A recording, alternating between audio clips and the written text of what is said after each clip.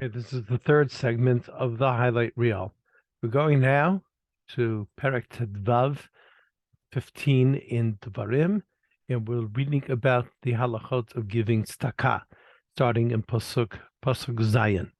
That if there's a poor person, needy person, I have to go ahead and give him money. And the end, the pasuk is very important, is you have two isurim, two mitzvot, lo ta'aseh, what I'm not allowed to do. Lo ta'ametzes levavcha, shouldn't harden my heart. V'lo tikpot et yacha, shouldn't close my hands. And you have the mitzvah aseh, ki patoach tiftach et yadcha lo, you should open up your hands. What should you do? So the Rambam looks at these two words, va'avet ta'avitenu, and the Rab explains him, and it says here in the English as well, lend him money. That's the most important thing to do first. First, lend, and then hopefully he'll be able to get on his feet before you have to go ahead and then get tzedakah. So that's the first step. The next thing that we learned is de machsoro, that you have to give him what the person normally has. So that if it's a person that's used to eating 3 meals every day, you have to make sure that he has 3 meals. If there's another person who's always only used to eating 2 meals a day, you have to make sure he has 2 meals a day. We even learned that if there's a person who's single and wants to get married, his machzor doesn't have a wife. So to go ahead and to find a shidduch for him, a proper wife, or the other way around, a proper husband for a young lady, is day machzorah. So here we went ahead and we learned a little bit from the Rambam. The Rambam famously goes ahead and has 8 different categories when it comes to giving tzedakah. Okay, let's just get this up. Here we go. Okay.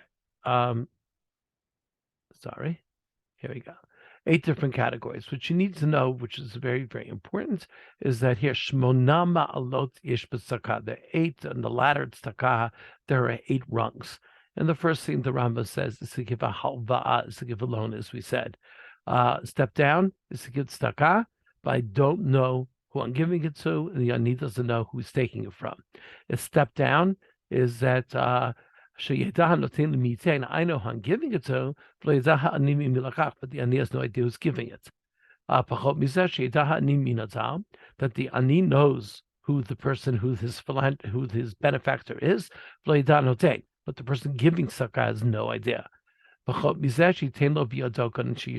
Is that you know who it is, everybody knows everybody, but you go ahead and give the money to the ani even before he asks for the money. Step down, you wait to be asked. A step down from that, I don't give him as much as I really should be giving him, but for safer, put him your phone. But do it with a smile on your face. And the lowest rung is that if I go ahead and I give it to him with an angry face, I do it and I'm sad. So the idea very, very much being learn from tzedakah, and maybe to other mitzvah. How you do it is very important, not just the action of getting it done, but very, very much how you go ahead and how you do it. Okay, we go from here to Perek Chaf Dalid. Let's get it in our Tanakh. And again, this is a great Tanakh to use online. I know that you don't necessarily have access to it as you are taking the test, but it's a very good study tool. Is the Chabad Tanakh? They do a good job over here, and we are going to go ahead and look at Pasuk Yud Tet 19. So 19, we go ahead and we have a series of mitzvot dealing with caring for the poor, that in the agricultural economy. And if I'm going ahead and harvesting my field, I go ahead and I have these big bales of whatever it is that I'm harvesting, and at the end of the day, I forget one in the field. So I can't go back and get it. I have to let it stay there, and the aniyim will come, and the aniyim will take it. So this is an amazing mitzvah. I'll show you one Rashi, which I do want you to know, and is this idea that even though I forgot something, this is something that I simply forgot to give him, and this is a halacha. They have to leave it in the sadeh, and the Torah says the man yivrachacha, in order that you should get a bracha. Rashi says, I had no idea that I was going to do this because I forgot it. I didn't intend to do it. I still get a bracha. Certainly, if I do a mitzvah and I give the ani something and a nice, certainly I'm going to get a bracha. And more mayatza. So you come to the following conclusion. Nafla sela miyadzal. If I'm running to the Rekev Kala, and 10 shekel fall out of my pockets. Umitza'a ani. And then a poor person finds it, and is able to go and buy something. I get a bracha for doing that, even though I had no idea that I did it. And here in the Pshat Psukim, you have some other matanot, other gifts that you have to leave in your field for the ani. A little bit above that, we have the halacha of going ahead in Pasuk Yadalit and going ahead and making sure that you are paying your workers on time. You cannot go ahead and withhold wages and not pay them on time, whatever the agreed amount of time is, or if it's a day worker, you have to pay him in the next, by sunrise the next day. If it's a night worker, you have to pay him by sunset that day. If you have an arrangement that you're working regularly with somebody to pay you weekly or monthly, that's very, very important. That's appropriate as well. So in Pasuk Tedvav, the Torah tells us, that if he worked you in the night, make sure the next day giving him his money and the sun shouldn't set. This guy is a day worker. He doesn't have a lot of money. He's waiting for you for the paycheck. But Lord Yikra Allah Hashem. And it shouldn't be that I withhold his money or I'm late with his money. And he cries out to God, and you've done something wrong. So the question is this: if he doesn't cry out, if he gives the guy a pass, or he just he's not a religious person, he doesn't cry out to God, then what you do is fine. So Rashi explains that if you withhold wages or you're late with your wages, any which way, you are committing an avirah. But if the guy cries out, then HaKadosh Baruch Hu is going to make sure you get punished quickly. And so that's going to be the difference if the person cries out or the person doesn't cry out. We go from here to starting with the mitzvah, dealing with milchama, dealing with war. So the first thing we said very much to say the two types of milchama, the two types of war. There's one set of wars that goes mechemet mitzvah, where I have to fight the war, and the other is mechemet reshut, which is an optional war that the king or whoever the leadership of the country is that decides it's in the best interest of the country to go ahead and to fight that war. So mechemet mitzvah, basically we have three categories. If it's a milchama against the Shevatim Amim, against the 7 nations that inhabited Eretz Yisrael, that we have a tzivui, we have a mitzvah to go ahead and to wage war and to be able to conquer the land from them.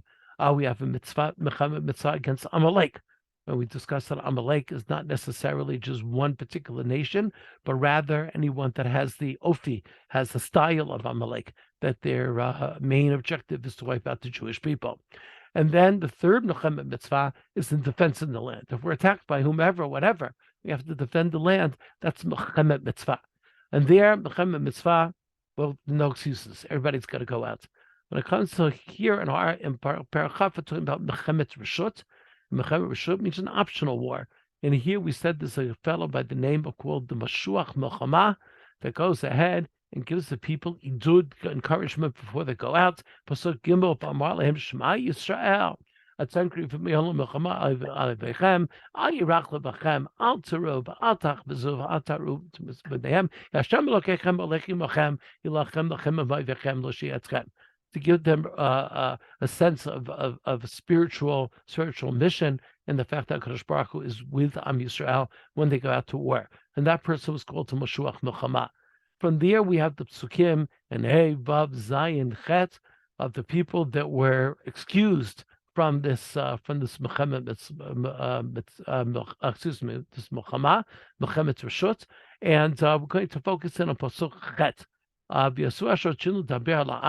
They're going to add on one category over the other three. The other three, if you have a new house and you haven't dedicated yet, or you planted a vineyard and you haven't yet harvested, or if you betrothed the woman and you're not yet to marry her. And then if a